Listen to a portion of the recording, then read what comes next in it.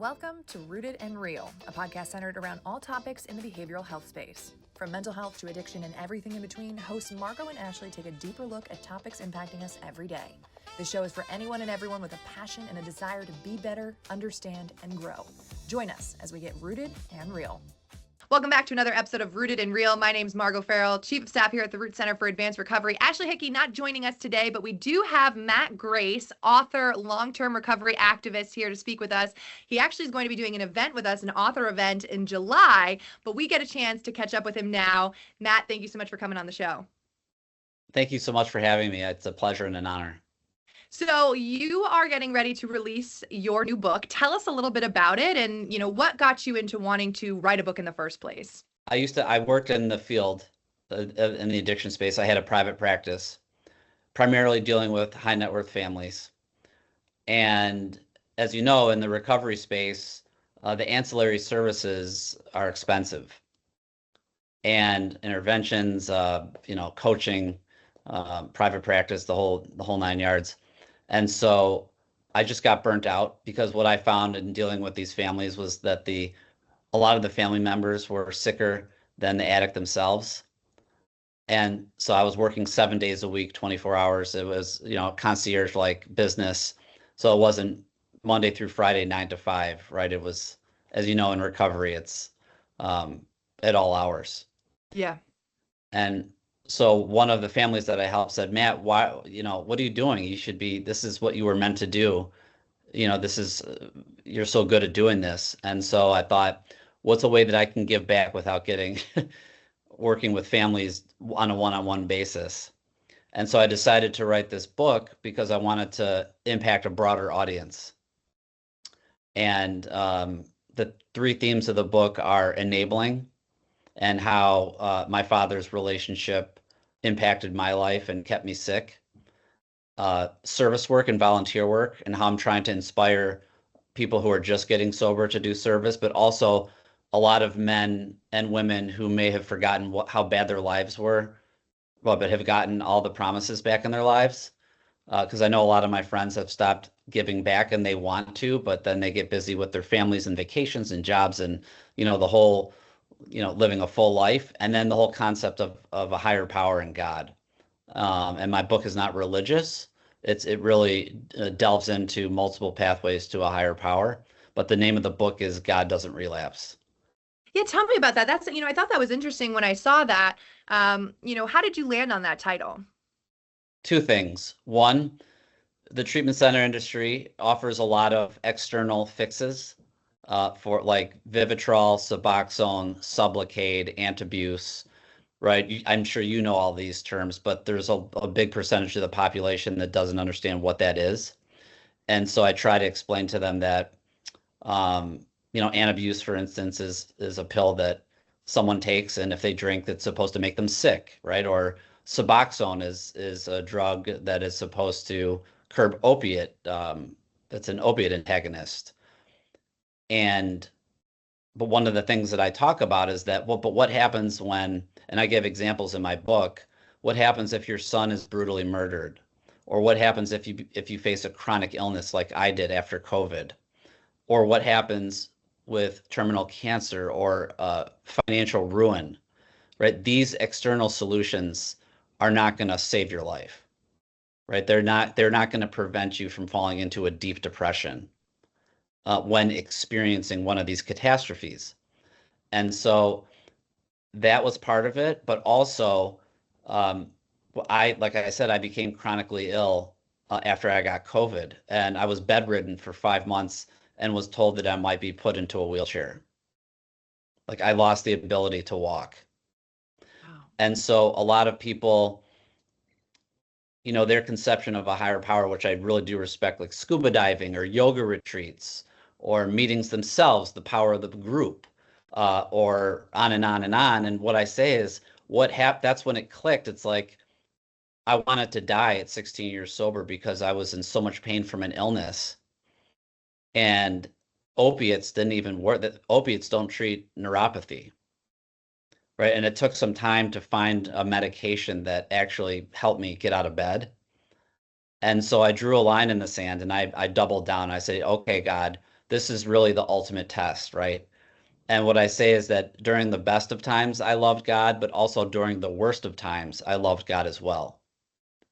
And so I just want to prepare people that because we're all going to get sick one day, right? And I got chronically ill at 45, and I didn't think I'd get sick till I was older.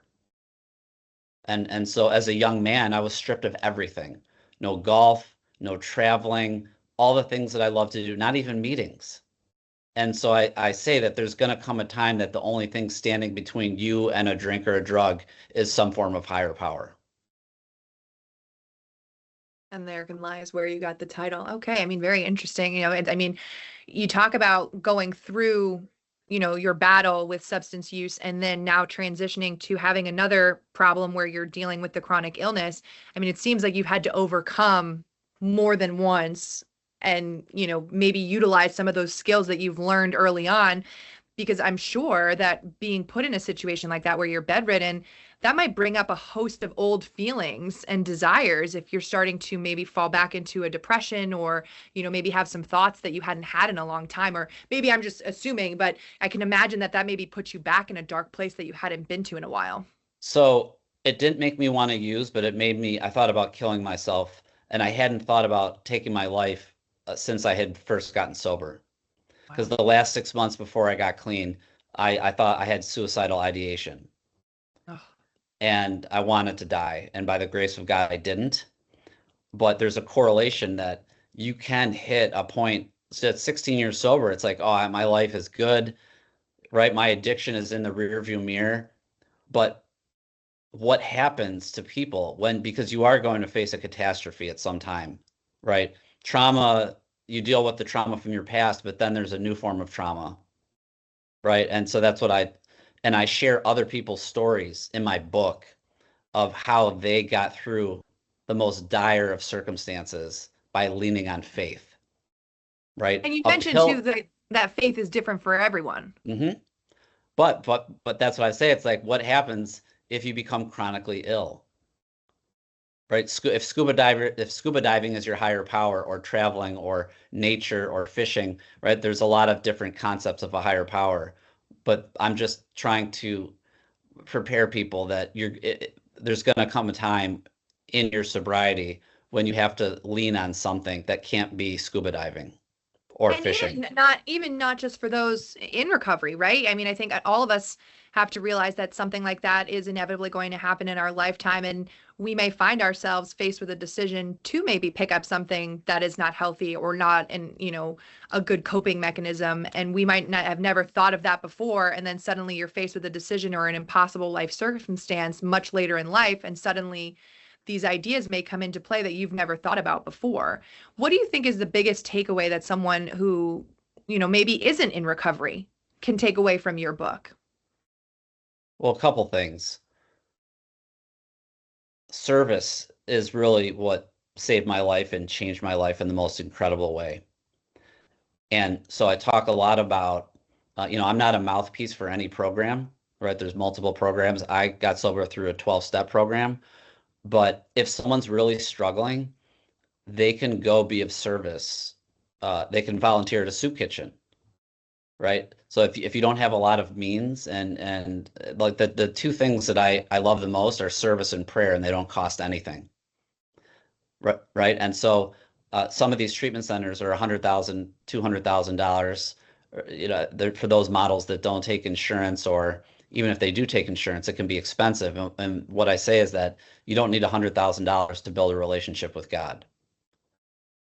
And at some point, right, like treatment centers close, therapists retire, but God is always open for business. And what I mean by that is that at some point, uh, we are going to have to live our best lives.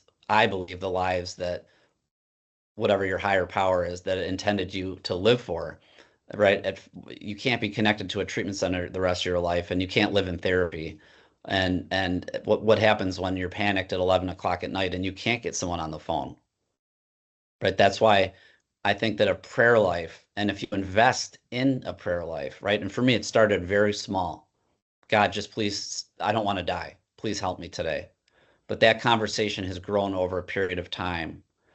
And for those who struggle with the concept of a higher power, because a lot of people struggle intertwining the concept of God into their recovery. Mhm. And that's why I say service can be your higher power. And so one of the things that my mentor told me was that you don't need a spiritual experience to make a pot of coffee. Right. And what he means by that is that for him, by doing service, right, he was the truest definition of an agnostic. And by him doing service, God spoke to him. Right. Like there was some shift internally, spiritually, in the right direction, that just going to do something nice for someone else. And anybody can relate to that. I think everybody in their life at one point has gone out of their way to do something nice for someone else and not expect anything in return, right? And how does that make them feel? It makes them feel good. It's the same concept for someone. I have an example. There was a young man who suffered from bipolar disorder, and he was a chronic relapser. And I said to his sponsor, I said, why don't you try getting him a service position? And so he got a service position on a Tuesday night and a Sunday night. And he kept those positions for 5 years. And his disposition improved dramatically, right? But and this is not because my heart goes out to people who suffer with schizophrenia and bipolar disorder. I've worked with that population. This is not suggesting that they take medicine away. This is just a layer of protection. This is an addition to bolster their recovery, right? And so this young man with bipolar disorder, not only did he stop relapsing, but his disposition improved from doing service. I think that's how powerful service can be.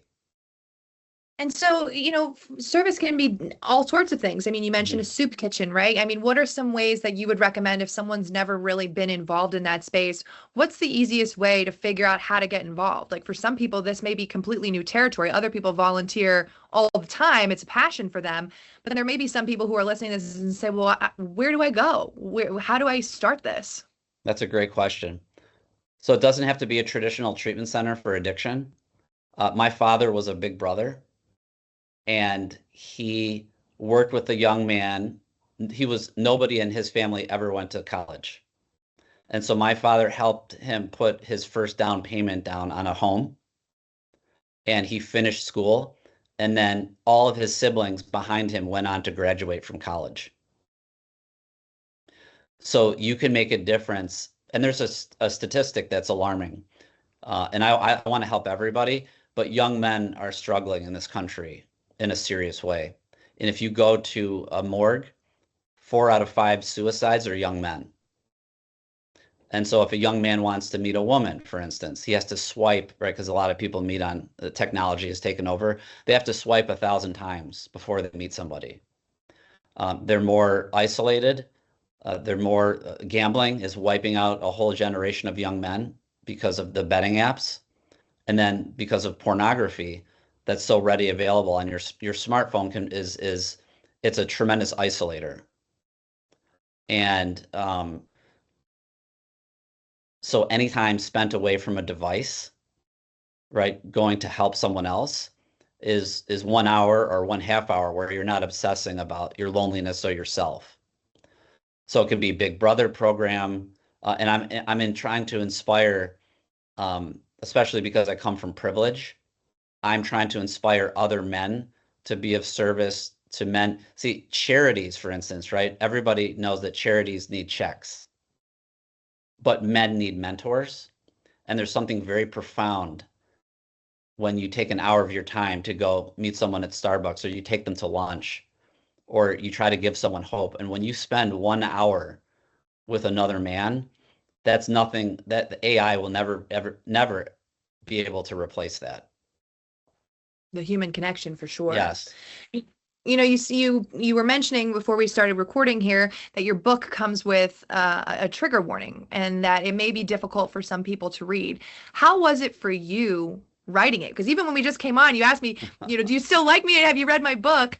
So there's some heavy topics in there, obviously, and you were brutally honest and raw, which I think is why people will come to appreciate the words that you've written. But what was that like for you writing it? Did that bring up a lot of old emotions? Was it cathartic? I mean, how was that process for you going back over all of those old chapters of your life? So I was told that I was detestable, and my life started off very rough. And so I think the challenge for people isn't just the addiction part, it's the beginning where I was not a nice kid and I was cruel and spoiled and entitled and selfish. And so I'm not someone who you want to root for early on, but there is a transformation that takes place. And I'm 50 years old and I'm not married and I don't have kids. So I thought long and hard about, and my father has been dead for almost 12 years. I probably wouldn't have written the book if he were still alive. But if I really want families to learn from my family's mistake, and see, kids need boundaries and kids need structure. And so one of the things I say is that my father was not my father, he was my best friend. And sons don't need best friends, they need fathers. And he introduced me to a life of prostitution and gambling at a very young age. I was 16, so still a minor. And one of the things I say is that this book is not an indictment of my father's failures. It's a testimony to what happens when you love someone too much. So you see how I frame that? Mm-hmm. And so I'm not resentful and I don't carry grudges towards anybody in my family, but my father paid people to do my homework. He paid people not to, he kept me out of jail. I almost killed someone on the expressway and he paid them $25,000 not to press charges. He paid off all my credit card bills. I was enabled, and I'm trying to reach parents and families to tell them that the worst thing that you can do is to destroy your kid's ambition. Mm. And my father destroyed my ambition because he gave me everything I wanted. It's okay to let your kids struggle and earn something in their life. And I'm not saying to throw them to the wolves by any Mm-hmm. means, but what I mean by that is that parents are loving their kids to death. And if you do too much for your kids, if you pay for all of your kids' bills at 20, what do you think you're going to be paying for at 30? It's just going to get more expensive. And what I had was a failure to launch into an adult life. And so I'm trying to get families to embrace their loved one's addiction, not sweep it under the rug, and so they can recover together. And so this really is, my book is half memoir, half case study. Mm-hmm. And I give examples of success stories and unsuccessful stories. And it's kind of like a workbook for people to learn from. I was just well, that kind of leads into perfectly like, so what sets this book apart? Like, what makes this book different than another book, and why would you read this one if you're interested in reading about someone's recovery journey? Why this book? Because I'm so open and raw, and I talk a lot about not just drug and alcohol addiction, but pornography and prostitution, and how a lot of men are struggling in silence. I still think that there's still a major stigma with drug and alcohol addiction, but even more so with porn and gambling and other things that are kind of getting swept under the rug. So I really put myself out there to inspire other people to not keep their life a secret. They don't have to like come out and write a book about it, but I want to give them the freedom and the courage to be able to, because recovery is not going to fall in your lap. And especially if, today there's different bottoms, right? Like in the 30s, everybody was being scraped off the sidewalk. The men were called last gaspers, right? But today you have functional alcoholics. And for someone like me who, broke into someone's home and stole identities, got involved in identity theft and was hurtful to other kids and property damage and just driving drunk every day and just having no remorse for anybody or anyone. I felt like the world owed me something. I had a bad attitude. And so this book, and I did spend 10,000 hours working with high net worth families, some very well-known families, and they gave me permission to be very open about who they are, use their real names, and use the case studies for other families to follow. So, Wow. like I said, in between each in between each chapter, there is an interlude that's italicized. Hmm. So it's like a going back and forth between my personal life and my professional life. Yeah. How long in total did it take you to come up with the book and put it all together and kind of start to finish? I wrote by hand every day for 6 hours a day for 1 year By hand? And why by hand? because that's how my creative juices work. Oh, okay. It's easy,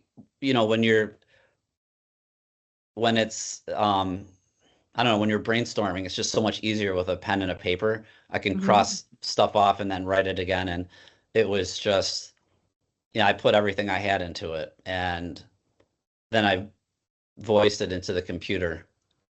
Whatever, I'm not the most technologically advanced guy. So Hey, there's always room for improvement, which, kind of leads me to, do you see yourself doing a second book? Is there going to be another iteration of this? How, now that you've done this, what's next?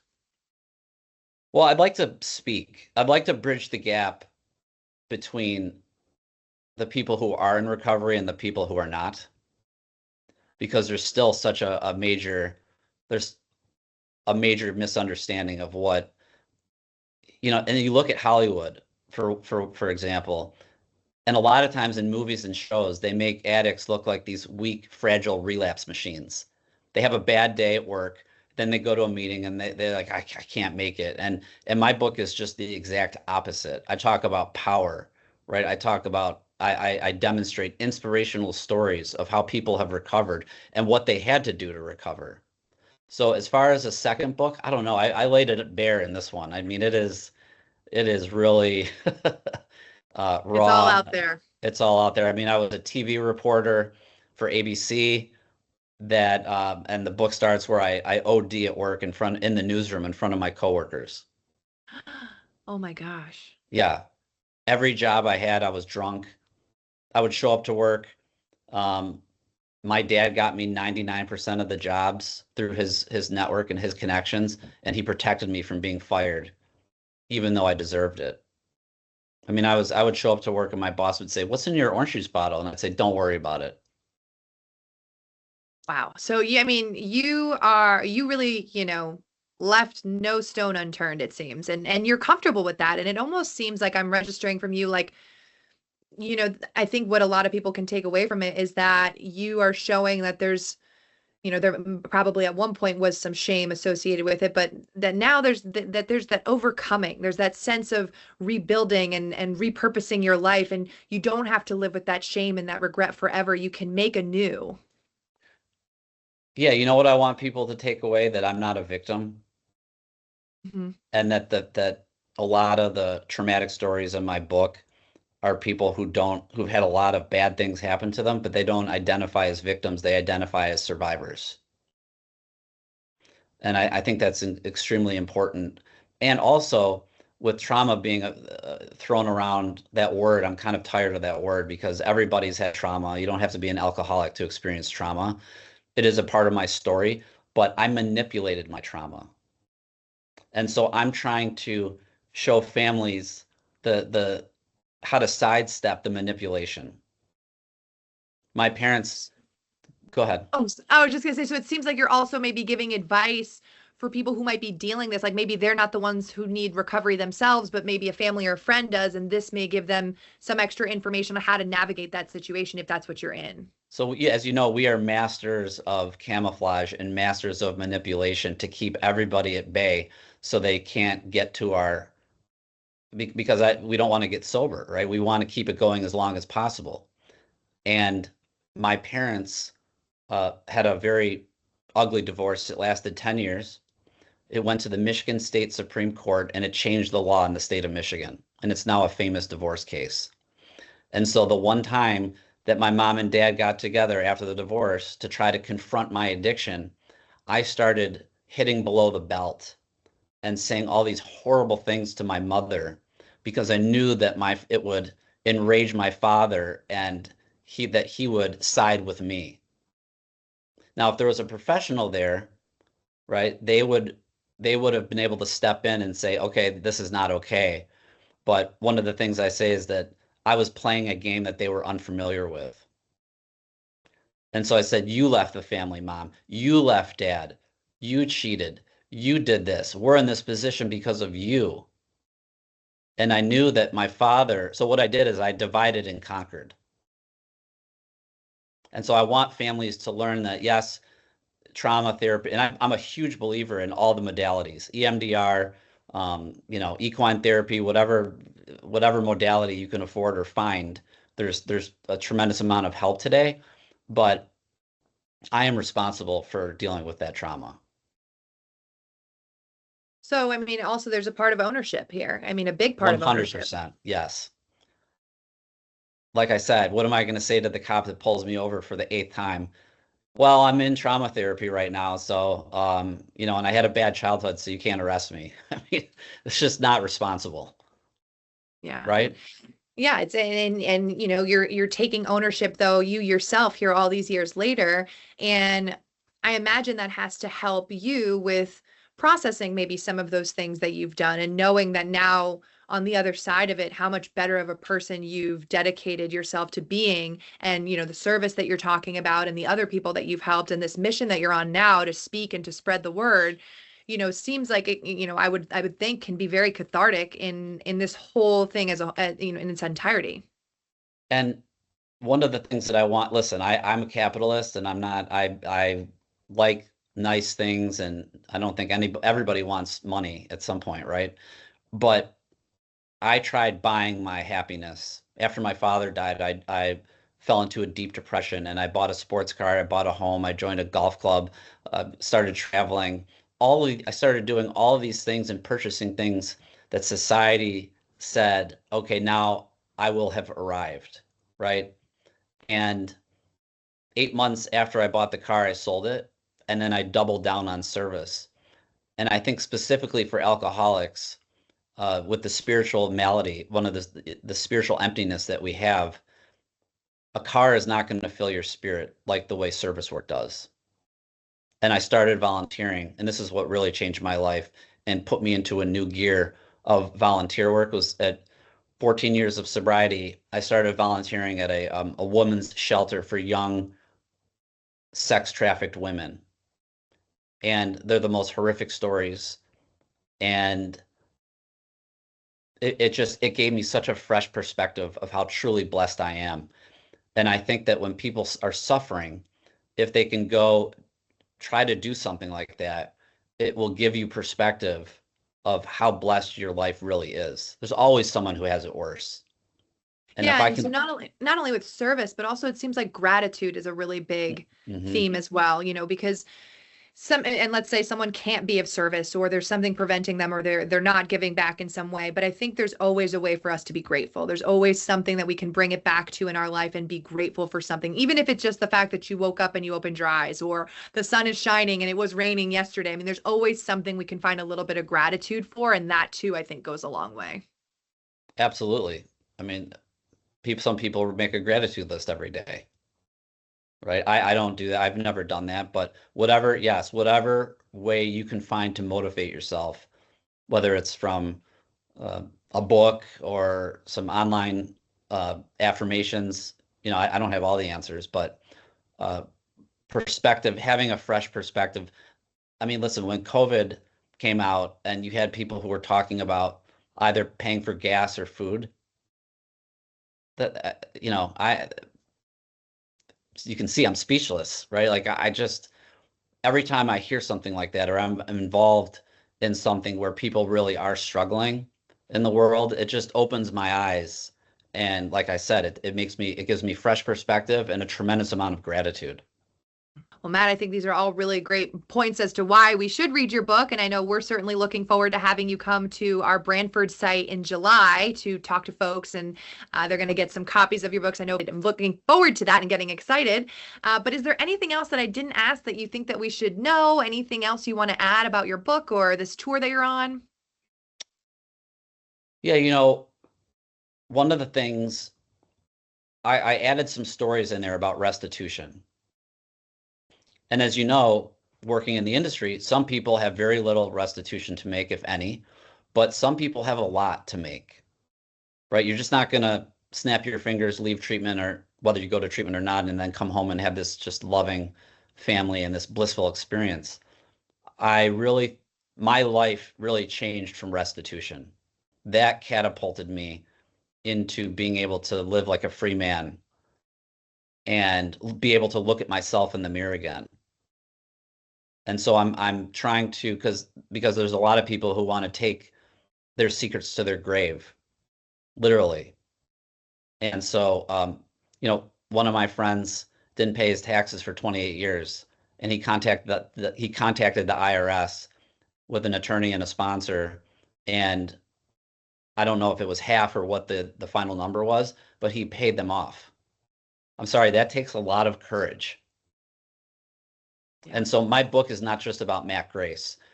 I am trying to inspire other people with the 21 years of experience that I've met people who have even more incredible stories than mine. So listen, you have some work to clean up. Yeah.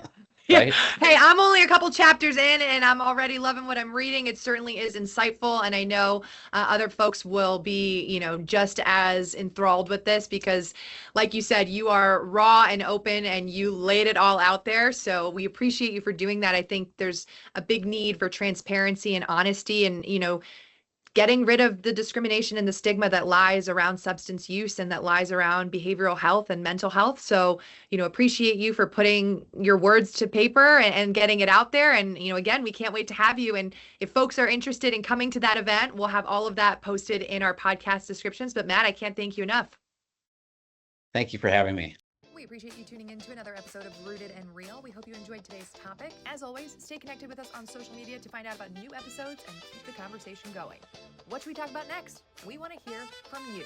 Until next time, remember to keep it rooted and real.